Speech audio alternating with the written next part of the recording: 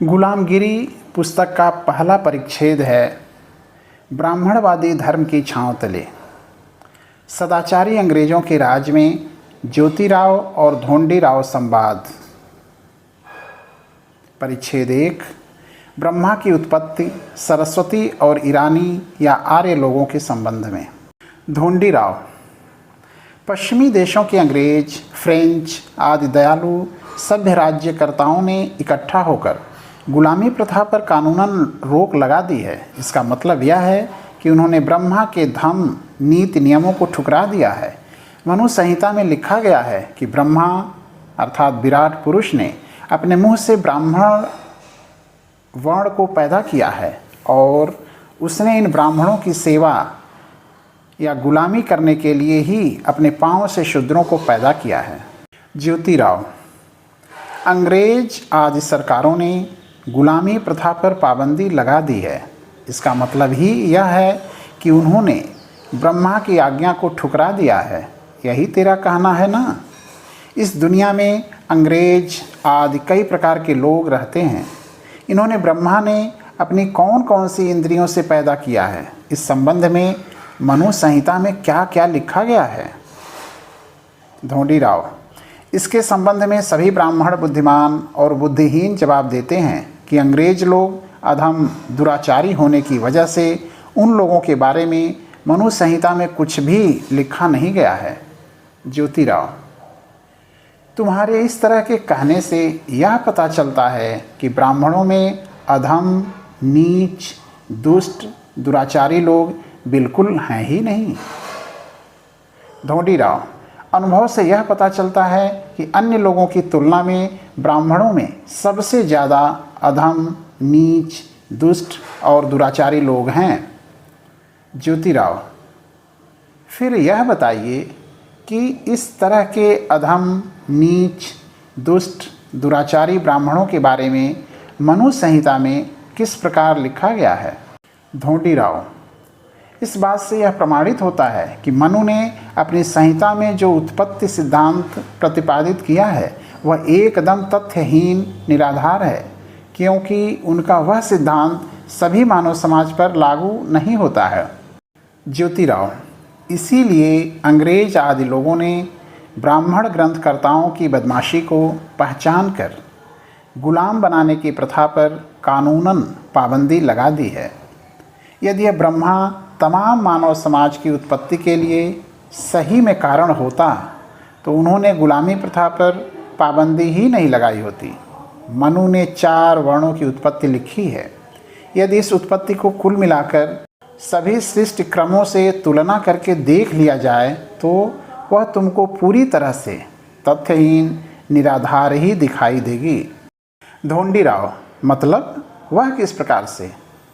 ज्योतिराव ब्राह्मणों का कहना है कि ब्राह्मण ब्रह्मा के मुख से पैदा हुए, लेकिन कुल मिलाकर सभी ब्राह्मणों की आदि माता ब्राह्मणी ब्रह्मा के किस अंग से उत्पन्न हुई है, इसके बारे में मनु ने अपनी संहिता में कुछ नहीं लिख रखा है। आखिर यह ऐसा क्यों? धोंडीराव क्योंकि वह उन विद्वान ब्राह्मणों के कहने के अनुसार मूर्ख दुराचारी होगी, इसलिए फिलहाल उसे म्लेच्छ या विधर्मियों की पंक्ति में रख दिया जाए। ज्योतिराव हम भूदेव हैं, हम सभी वर्णों में श्रेष्ठ हैं। यह भी बात हमेशा बड़े गर्व से कहने वाले इन ब्राह्मणों को जन्म देने वाली आदिमाता ब्राह्मणी ही है ना? फिर तू उसको म्लेच्छों की पंक्ति में किस लिए रखता है?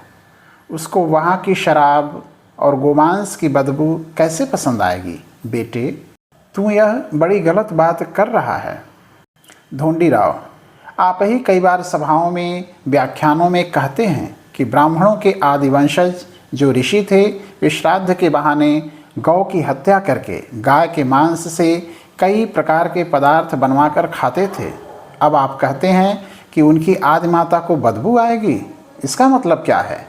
आप अंग्रेजी राज के दीर्घजीवी होने की कामना कीजिए और कुछ दिन के लिए रुक जाइए, तब आपको दिखाई देगा कि आज के अधिकांश मांगलिक भिक्षुक ब्राह्मण इस तरह का प्रयास करेंगे कि रेजिडेंट, गवर्नर आदि अधिकारियों की ज़्यादा से ज़्यादा मेहरबानी हो, इसलिए ये ब्राह्मण उनकी मेज पर के बचे खुचे गोश्त के टुकड़े बुटलेर को भी मिलने नहीं देंगे। क्या आपको यह मालूम नहीं है कि अब तो कई महार बुटलेर ब्राह्मणों के नाम से अंदर ही अंदर फुसफुसाने लगे हैं। मनु महाराज ने ही आदि ब्राह्मणों की उत्पत्ति के बारे में कुछ भी लिखा नहीं है, इसलिए इस दोष की सारी जिम्मेदारी उसी के सिर पर डाल दो। उसके बारे में आप मुझे क्यों दोष दे रहे हैं कि मैं गलत सलत बोल रहा हूँ? छोड़िए इन बातों को, आगे बताइए। ज्योतिराव: अच्छा, जैसी आपकी इच्छा, वही सच क्यों न हो। अब ब्राह्मण को पैदा करने वाले ब्रह्मा का जो मुँह है वह हर माह मासिक धर्म या माहवार आने पर 3-4 दिन के लिए अपवित्र होता था, तो लिंगायत नारियों की तरह भस्म लगाकर पवित्र या शुद्ध होकर फिर घर के काम धंधे में लग जाता था। इस बारे में मनु ने कुछ लिखा भी है या नहीं? ढोंडीराव: नहीं, किंतु ब्राह्मणों की उत्पत्ति का आदि कारण ब्रह्मा ही है। उसको लिंगायत नारी कैसे क्या उचित लगी होगी? आज के ब्राह्मण लिंगायतों से इसलिए घृणा करते हैं क्योंकि वे इसमें छुआछूत नहीं मानते हैं। ज्योतिराव: इससे तू ही सोच सकता है कि ब्राह्मण का मुंह, भुजा, जांघें और पाँव, इन 4 अंगों की योनि माहवार के कारण उसको कुल मिलाकर 16 दिन के लिए अशुद्ध होकर दूर दूर रहना पड़ता होगा। फिर सवाल पैदा होता है कि उसके घर का काम धंधा कौन करता होगा? क्या मनु महाराज ने अपनी मनुस्मृति में इसके संबंध में कुछ लिखा भी है या नहीं? ढोंडीराव: नहीं। ज्योतिराव: अच्छा, वह गर्भ ब्रह्मा के मुंह में जिस दिन से ठहरा उस दिन से लेकर 9 माह तक किस जगह पर रहकर बढ़ता रहा, इस बारे में मनु ने कुछ कहा भी है या नहीं? ढोंडीराव: नहीं। ज्योतिराव: अच्छा, फिर जब यह ब्राह्मण बालक पैदा हुआ, उस नवजात शिशु को ब्रह्मा ने अपने स्तन का दूध पिलाया या बाहर का दूध पिलाकर छोटे से बड़ा किया, इस बारे में भी मनु महाराज ने कुछ लिखा भी है या नहीं? ढोंडीराव: नहीं।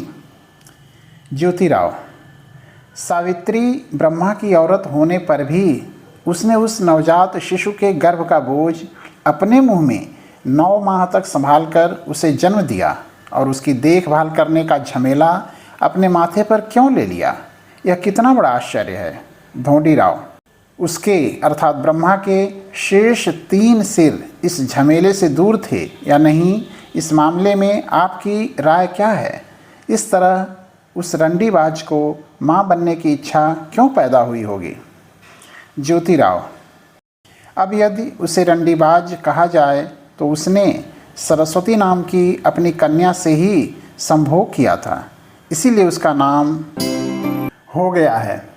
इसी बुरे कर्म के कारण कोई भी व्यक्ति उसका मान सम्मान या पूजा नहीं कर रहा है। ढोंडीराव: यदि सचमुच में ब्रह्मा को 4 मुंह होते तो उसी हिसाब से उसे 8 स्तन, 4 नाभियाँ, 4 योनियाँ और मलद्वार होने चाहिए, किंतु इस बारे में सही जानकारी देने वाले कोई लिखित प्रमाण नहीं मिल पाए हैं। उसी तरह शेष नाग की शैया पर सोने वाले को लक्ष्मी नाम की स्त्री होने पर भी उसने अपनी नाभि से 4 मुंह वाले बच्चे को कैसे पैदा किया, इस बारे में यदि सोचा जाए तो उसकी भी स्थिति ब्रह्मा की तरह ही होगी। ज्योतिराव: वास्तव में हर दृष्टि से सोचने के बाद हम इस निर्णय पर पहुंचते हैं कि ब्राह्मण लोग समुद्र पार जो ईरान नाम का देश है वहाँ के मूल निवासी हैं। पहले के ज़माने में उन्हें ईरानई या आर्य कहा जाता था।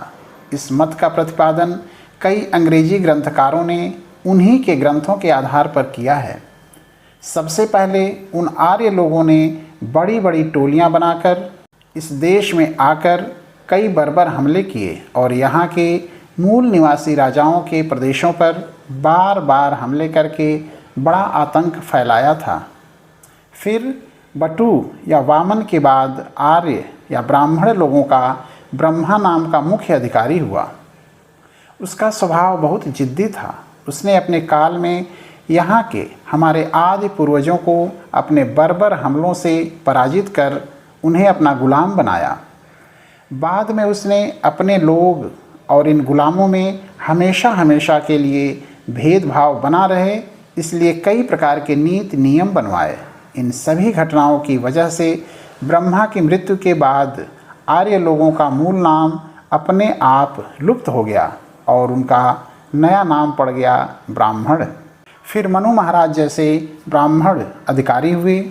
उसने पहले से बने हुए और अपने बनाए हुए नीति नियमों को बाद में कोई न नष्ट कर पाए, इस डर की वजह से उसने ब्रह्मा के बारे में कई नई तरह तरह की कल्पनाएं फैलाईं। फिर उन्होंने इस तरह के विचार उन गुलाम लोगों के दिल दिमाग में ठूंस ठूंस कर भर दिए कि वह सब बातें ईश्वर की इच्छा से हुई हैं। इसलिए उन्होंने शेषनाग शैया की दूसरी अंधी कथा, पुराण कथा गढ़ी और कुछ समय के बाद उन सभी पाखंडों के ग्रंथ शास्त्र बनाए गए। उन ग्रंथों के बारे में शूद्र गुलामों को नारद जैसे धूर्त, चतुर, सदा औरतों में रहने वाले ताली पीट पीट कर उपदेश करने की वजह से यूं ही ब्रह्मा का महत्व बढ़ गया।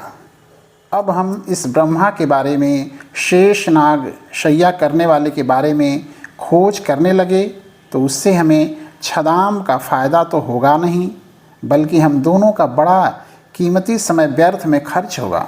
उन्होंने जानबूझकर उस बेचारे को सीधा लेटा हुआ देखकर उसकी नाभि से 4 मुंह वाले बच्चों को पैदा करवाकर निकलवाया। मुझे ऐसा लगता है कि पहले ही चित्त हुए गरीब पर ऊपर से पाँव देने में अब कुछ मज़ा नहीं है।